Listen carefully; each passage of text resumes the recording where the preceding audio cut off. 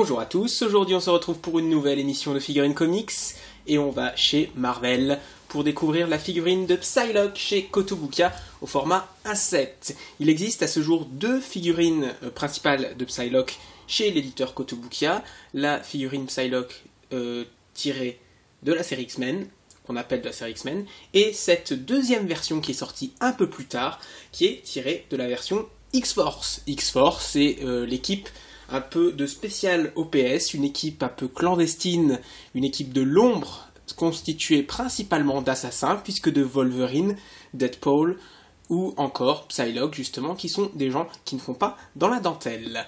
Ici, nous avons une figurine qui se démarque des autres par sa pose dynamique, une pose accroupie, et avec un socle assez décoré, avec un environnement cailloux à la jardin japonais.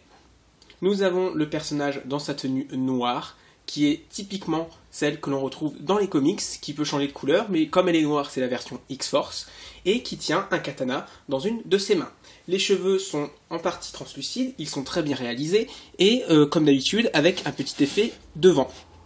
Voici le devant de la figurine, on voit quand même que c'est vraiment très dynamique par rapport aux autres que l'on a pu voir récemment. Et nous allons voir également de dos, donc elle a son fourreau pour ranger son katana. On retrouve les petites formes de jardin japonais, et vraiment, c'est vraiment une magnifique figurine qui coûte pas cher, puisque comme d'habitude, ça coûte 50 € seulement.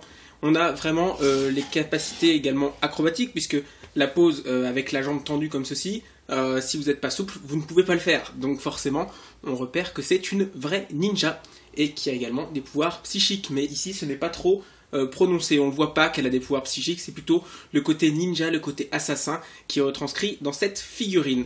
Donc en conclusion, une très bonne figurine qui se démarque des autres de la marque, et si vous êtes fan d'X-Force, ou que vous êtes fan d'X-Men, ou que vous êtes fan de Psylocke, foncez dessus, ça coûte 50 €, c'est disponible depuis pas mal de temps, donc vous trouverez ça sur de nombreux sites, sur internet, et parfois dans les boutiques de comics. A bientôt à vous.